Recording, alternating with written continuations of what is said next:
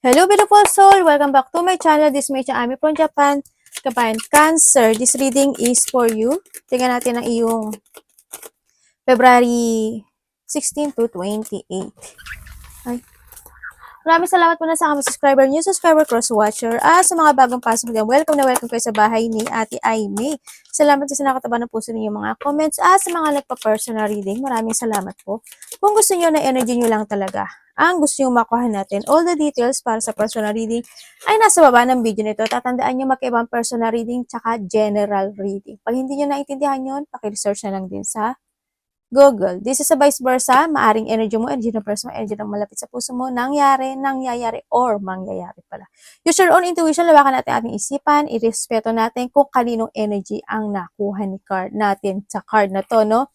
The Tiger, doing something risky, take a chance. Kung gagawa ka ng magti-take a risk ka, yes, there's a chance na maaring mapanalunan mo yun o maging maganda yung outcome na yun, no? Kumbaga, mag-try and try ka lang din. So nakita ko, the more experience na meron ka kasi, the more na magsasucess ka sa buhay.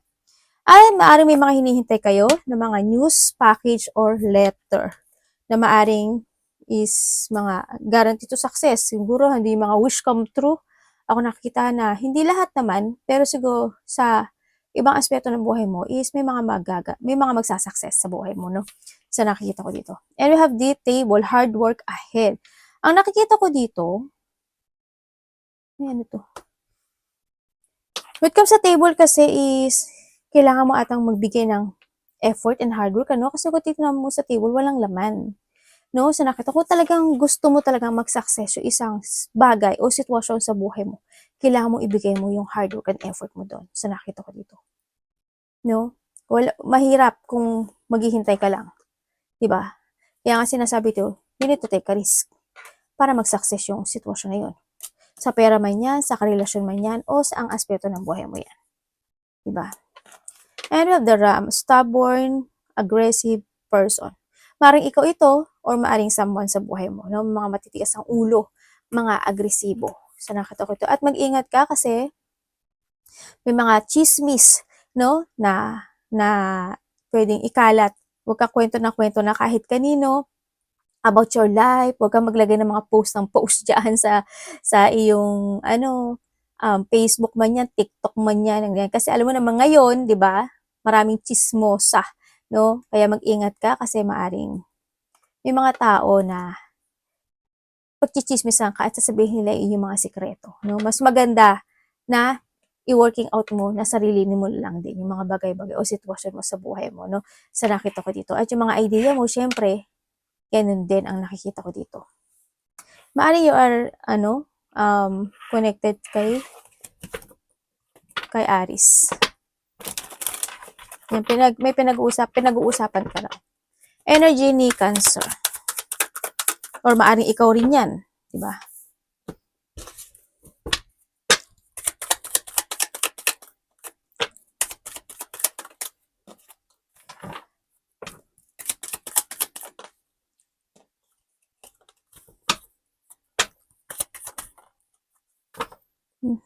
Pangit. Ang energy mo is, ang nakikita ko sa'yo, wala ka namang action. Sa nakita ko ito, kung kinakailangan mong ng need ng suporta, sa trusted person ang nakikita ko dito. Sa pinaka-trusted person mo, ikaw humingi ng tulong o makipag-usap, yung alam mong hindi ka ichichismis. Sa nakita ko dito, yung alam mong hindi ka babaliktarin. No? Ang energy mo is,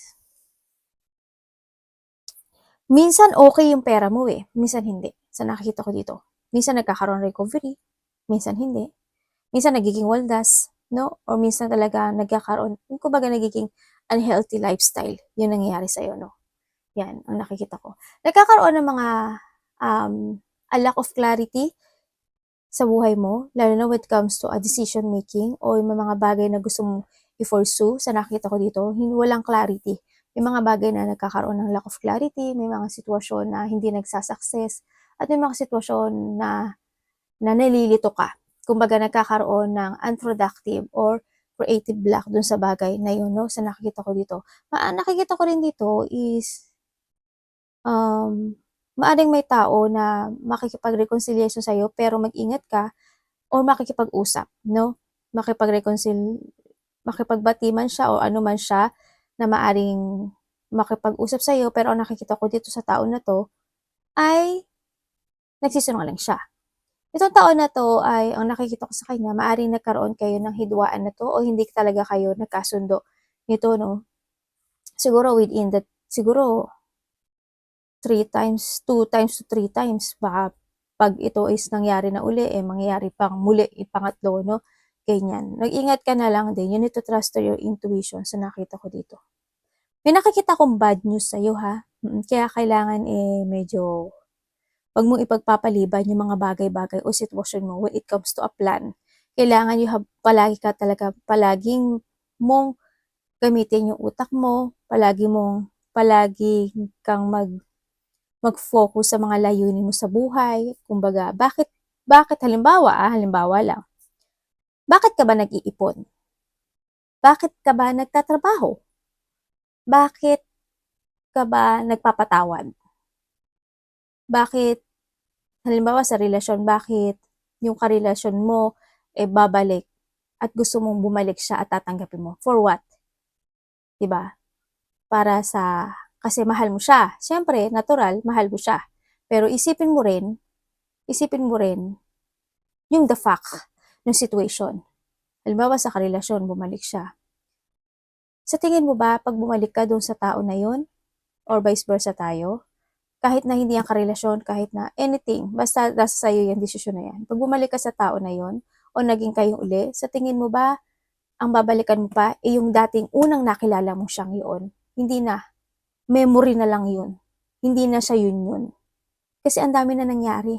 Ang dami nang nagkaroon ng conflict, nagkaroon ng mga lungkot, may mga umiyak. Ang dami na nangyari sa inyo eh.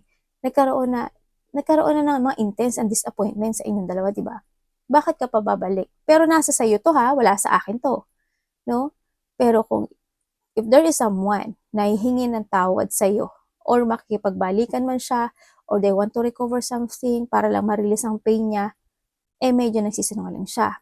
Or maaring ikaw ito ha, kung sino man to, kasamahan mo sa trabaho, karelasyon mo, anak mo, magulang mo, kailangan mo rin na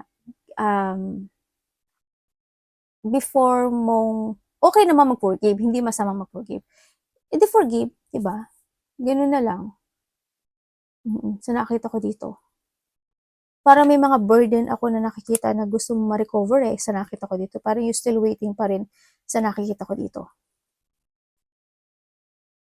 Kung ano man parte ng buhay mo yan, yun ang energy na nakikita ko sa'yo. May mga bagay na magiging unhealthy lifestyle ka, may mga bagay na makakaramdam ka ng katamaran sa iba sa inyo, may mga bagay o sitwasyon na there's a lack of goal ako nakikita dito. Naari nagkakaroon talaga kayo ng problema sa money na hindi ganun nag-growth ng malaki sa nakikita ko dito. Sa iba sa inyo, trabaho nyo to. Maaring kung may nakaaway kayo sa trabaho nyo, maaring nagkaroon ng pagkakasunduan, pero nahandun pa rin yung isa sa inyo nagsisinungaling. O sa karelasyon mo siya. O anak mo siya, ganyan. O mas nakakabata sa'yo na tao. Sa nakita ko dito. Nagkakaroon ng pagiging immature person. Sa nakita ko dito. Parating.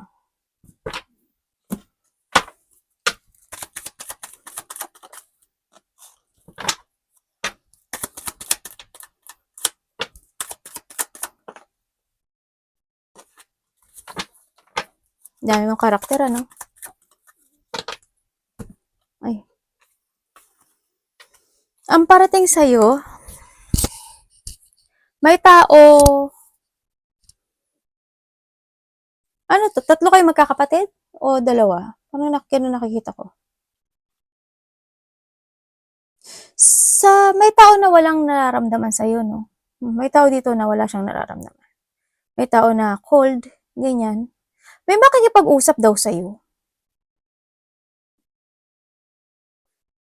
May makikipag-usap sa'yo. Pero itong nakikipag-usap sa'yo, or ikaw ito, hindi ko nakikita yung feelings niya.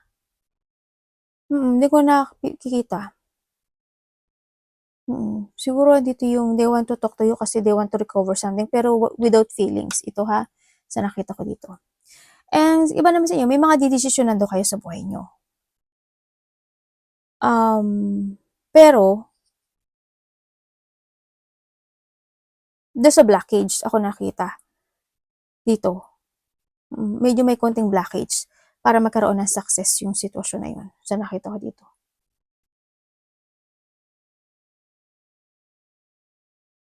Tingnan ko pa nga. Bakit nandito ito? Ano?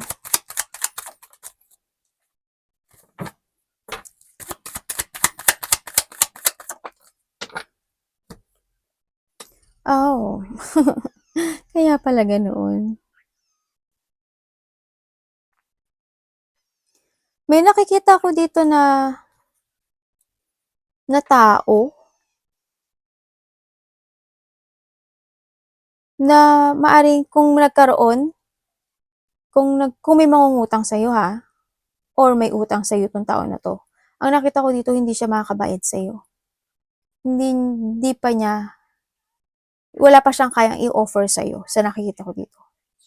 Yan. O kaya naman, isa sa mga kapatid mo or a family member, ako nakikita dito na medyo parang hindi ko alam kung tamad siya or hindi lang talaga siya interesado to growth, no? Sa nakikita ko dito. Or maaring karelasyon mo, ganyan. Parang hindi lang din siguro siya interesado na mag-growth yung buhay niya sa nakita ko ito. Maaring tinutulungan mo siya kung sino man ito sa buhay mo. Maaring ikaw yung tumutulong, ikaw yung may intindi dito sa kanya, no? Pero ang nakita ko sa kanya, hindi eh. Maaring nagiging sumitay, nagiging cold siya sa'yo sa nakita ko dito. Or wala eh, parang hindi siya interesado. Anak! Gulat ako. Yun. Maaring sinusuportahan mo siya pero siya hindi siya supportive sa'yo. Maaring kapatid mo or kuya mo. Ganyan. Parang may gusto kang itama o may gusto kang aksyonan isang sitwasyon sa buhay mo pero may blockage. Iba sa'yo nakakaramdam na kayo ng pagka-boring kasi parang handun yung sitwasyon na ang tagal mag-success yung mga bagay o sitwasyon mo sa buhay mo. Parang you're still waiting for something. Guguluhan ka eh. Magbigay ka ng effort and hard work dito, no? Sa nakita ko, ikaw lang ang mag-decision nito para magkaroon ng success sa buhay mo, no? It's time to take it action. Sa nakita ko dito, oh my God, expected and unexpected daw. Yun ang sinasabi dito. There's something happen.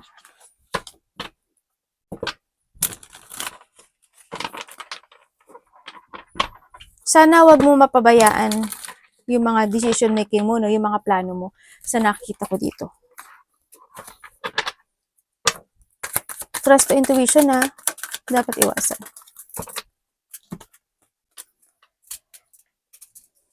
Bakit po? Anong ibig sabihin?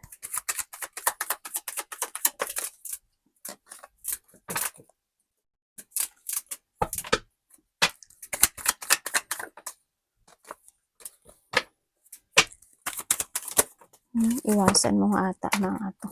Iwasan mo nga siya. Iwasan mo daw yung isang sitwasyon na hindi ka mag-focus sa sarili mo, no? Iwasan mo daw yung isang sitwasyon na hindi ka mag-move. Iwasan mo daw yung sitwasyon na mawalan ka ng pag-asa na hindi mo kayang mag-focus with your own o hindi mo kayang magsimulang muli sa nakita ko dito. Kailangan dito is magkaroon ka daw ng self-forgiveness sa sarili mo. It's time to accept ang sinasabi dito, no? Kumbaga, we have the full nga talaga na kailangan mo ma-accept yung mga bagay o sitwasyon na hindi naman talaga na para sa'yo. Sa nakita ko dito. It's more on sadness. Ako nakikita dito. Hindi ko alam kung what happened. Siguro, hindi ko alam eh, parang there's something lost ba or andun talaga yung mga pinagsisihan mo in the past. Pero it's more on sad. Tsaka nakita ko dito is may tao dito na walang feelings. Wala nang feelings or maaring kung karelasyon mo to, wala siyang feelings or kung ito ay someone lost in your life, ay wala na nga sa nakita ko dito. Kasi maaring nagkaroon na talaga ng isang sitwasyon sa buhay mo na nag-end na dito. Kumbaga, nag-back to the zero ka na rin kasi sa nakikita ko dito. You want to focus na lang to accept yung bagay na yun, kung relasyon man ito o someone lost in your life, accept mo na lang din sa nakita ko kasi kung magpo-focus ka na ma-frustrate ka lang sa sarili mo, mas mahirap yun, di ba? Kailangan ngayon sa'yo is a resetting. Huwag kang mapanghinaan ng loob this time kasi ngayon kasi ang nakita ko parang ang hina ng energy mo sa akin. Parang din yung puro ano siya, it's empty, no? Sa nakita ko dito, nagkakaroon ng mga negativity, nagkakaroon ng may mga bad news actually, kanina ko pa nakikita yun, may mga bad news talaga. Nagkakaroon na may tao na talagang disconnected na sa'yo, no? Sa nakita ko to, it's time to accept and it's time to move on na lang din talaga. Sa nakita ko to, yun, iwasan mo yung malungkot, no? Iwasan mo na hindi maging stable in life. Kumbaga, you need to decide na to crossroad sa nakikita ko dito. No? Kung ano mang parte ng buhay mo ito sa nakikita ko dito. Aray ko, namanhid ang paa ni ate. Tingnan natin ang iyong love. Mga anak ko. Love. It's time to recover na rin talaga sa nakita ko dito. No? I-release mo yung pain na nararamdaman mo ngayon. This is that, yun nga, i-share mo yung mga problema mo sa trusted person mo. You need to getting over the worst ng buhay mo. Ng pinagdadaanan mo sa buhay mo. Okay? It's time to heal, no? Sa nakikita ko dito. When it comes to a love,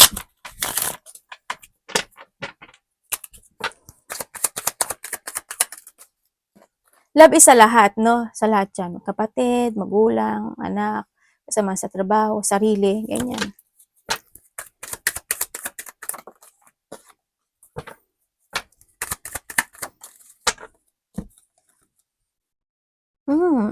Puro no, ang sad, ang sad-sad.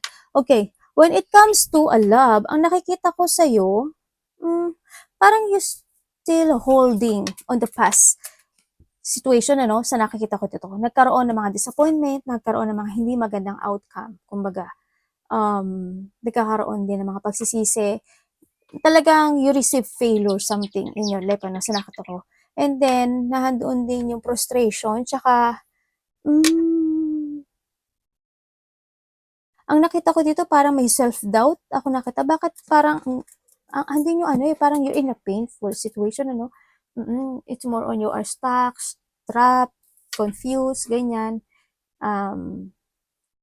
Nahihirapan ka ata kasi nagkakaroon ka ng self-imprisonment sa ngayon. Parang it's more on negative ako nakikita sa'yo dito, no? Yun na nakikita ko. And kailangan mo talaga, siguro doon na talaga yung sitwasyon na maaari may tao na umalis, tapos ikaw na lang hindi maka-move on, ganyan. Nala-lack of planning ka kasi ngayon, it's more on lack of energy and lack of confidence ang nakikita ko sa'yo ngayon, no? Parang, ewan ko, bakit more on sad kasi nakikita ko sa'yo. Nagkakaroon,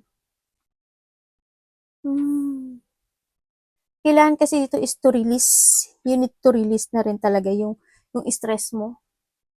Sa ngayon kasi nakakaroon ka ng delay to move on. May mga unfinished business talaga ako na nakikita dito. No? Meron ako nakikitang moving home or may something na paglipat ako nakikita. Hindi ko alam kung ikaw yun or someone sa nakikita ko dito, no? Yun. Nagkakaroon ka ng mental trap as in. Dito. You need to escape, You need to escape sa isang sitwasyon na it's not working anymore, no? Kailangan mo mag-getting away with something in your life kasi hindi siya makaka-good when it comes to your health. So, nakita ko dito. May nakikita ko dito na parang may nagpa-hospital, confined, doctor, or na-paralyze. Yun nakita ko dito. Maaring in that way, medyo na, doon ka siguro nalungkot kung may mga malalapit sa puso mo na ganun ang nangyari. Tingnan natin ang iyong kaperahan. May hindi pa, kung ito, ang nakikita ko kung ito is may nawalang buhay. Kung may nawalang buhay ang nakikita ko sa tao na yun, hindi pa siya nakakatawid. Kasi ganito yun kung sino man yun sa buhay mo, the more na nasasaktan ka, the more na hindi siya makaka-move on. Totoo yun. Kung meron man ha, kasi nakita ko someone, dos, ako nakikita. The more na nasasakrat, nahihirapan na nakikita kanya kasi, na hindi rin siya makamove on. Sa nakita ko dito.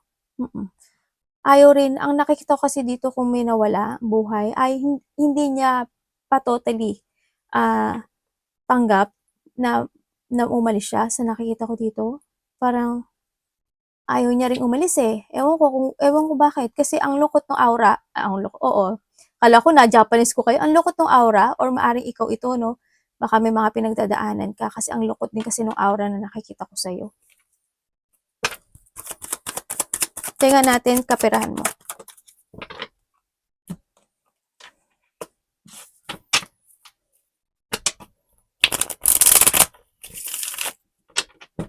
Sa iba sa inyo, baka ito is karelasyon mo. Ano ba tong Tupperware ko? May Tupperware kasi ako eh. Lalagyan ng ng mga card. Kaperahan mo ito. Dahil mo iniisip ah. Problema mo rin ata ang pera.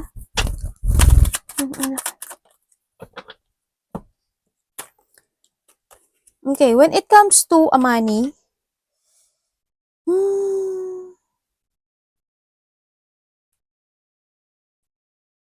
teka lang. Parang may makikipag-usap sa'yo.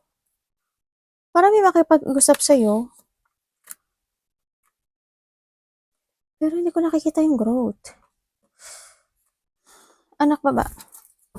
Kung ikaw is may business, mag-ingat ka kasi ang nakikita ko dito, parang may tao dito na super care siya pero niloloko niya. Niloloko niya. O kaya kasamahan mo sa trabaho to. Kasi may nakita kong pagnanakaw o nagiging sneaky siya sa'yo. Sa nakita ko dito.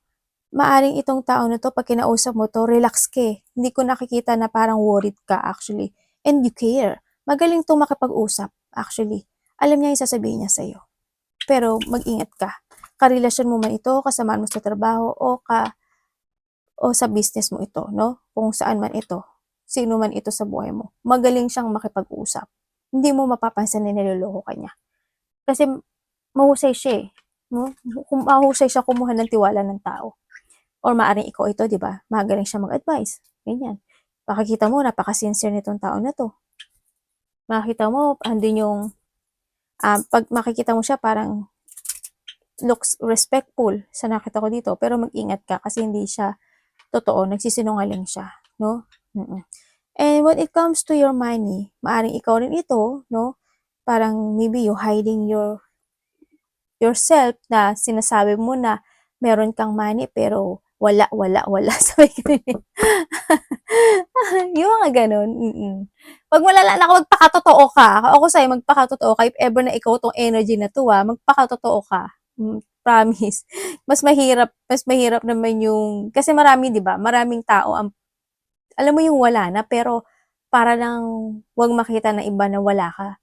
Magpipretend ka na meron ka. Alam mo yun? Mahirap yung ganun. Mas ikaw din may stress at the end. Di ba?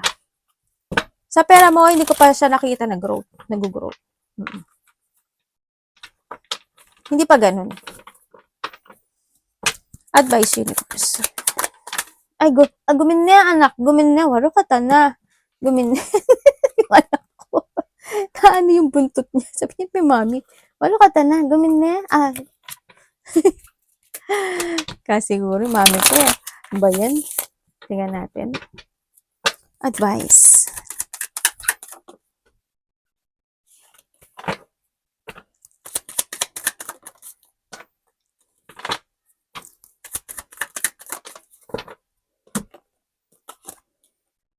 Ang advice daw sa'yo is, huwag ka daw magkaroon ng limitation when it comes to yourself, no? Sa nakita ko dito. Kumbaga, baguhin mo yung paniniwala mo sa sarili mo, baguhin mo yung sarili mo, makinig ka sa mga nadidinig mo sa paligid mo or nadidinig mo na payo. In a good way ha, huwag ka makinig sa mga tao na sinungaling, sa mga tao na may sariling paniniwala, sa mga tao na gamitin mo rin naman yung intuition mo. Sa nakikita ko dito, pinaka the best. No, you need to trust more to your intuition. Sa nakikita ko dito. no? And the advice is huwag ka daw mawala ng pag-asa, humingi ka lang daw ng tulong sa taas, sinasabi dito, and be creative, ganyan. Kailangan sa iyo is a clarity or kailangan mo ngayon is to revert, no? Ang nakikita ko dito. And believe yourself, syempre, na kaya mo na masolusyonan ang lahat, no? And have faith, sinasabi rin dito. And this is the time na mag-take a risk ka, no? You need to jump to your fashion, magkaroon ka ng mga bagong plano, ganyan, and be creative, be adventurous, ituloy mo lang yung mga plano mo. It's time to look kasi to the future sa nakikita ko dito, no? So, kailangan mo humingi ng tulong na magagaling sa ibang tao, humingi ka ng tulong, di ba? Sa nakikita ko dito. Pero sa mga mabubuting tao na alam mo, basta mag-trust ka sa ito. So, kasi sa ngayon, nakikita ko, there's a disloyal person or nagkakaroon sa iba sa inyo ng depression. Or nakikita ko dito na may mga tao o may tao dito na niloloko ka, ganyan, minamanmanan ka, insecure, yun nakikita ko, mag-ingat ka na lang. Well, nasa sayo naman to. Nasa sayo to. Kailangan ngayon is confident to move forward. Kumbaga, sa ngayon is parang may limit yung ano mo, yung sarili mo ngayon no? Hindi ko alam why, pero hindi ko nakikita yung action, ganyan. Nagkakaroon ka ng limitation. Siguro may mga bawal-bawal, ganyan. Medyo weak talaga yung energy mo sa ngayon sa nakikita ko dito. Yung ba sa inyo, may mga karelasyon kayo na hindi kayo pwede ikasal or nagkakaroon kayo ng divorce, no? Sa nakikita ko dito. Baka nagkakaroon ng divorce or nagkaroon na talaga ng hiwalayan sa nakikita ko to. May iba naman dito is may mga sariling paniniwala na kaya hindi rin kayo pwede pakasalan ng tao o kung sino man itong tao. O maaaring magulang mo, ganyan. Maaaring nagkaroon na ng hiwalayan. O iba sa inyo is same gender, no? Sa nakita ko na hindi kayo talaga pwedeng ikasal. Ganun sa nakita ko dito. May mga sitwasyon na napipressure ka. No, may mga sitwasyon na iniintindi mo na lang yun sa nakita ko dito. Sana mag-focus ka to heal yourself, no? Kung sa amang aspeto ng buhay mo yan. Arigatou namaste, God bless.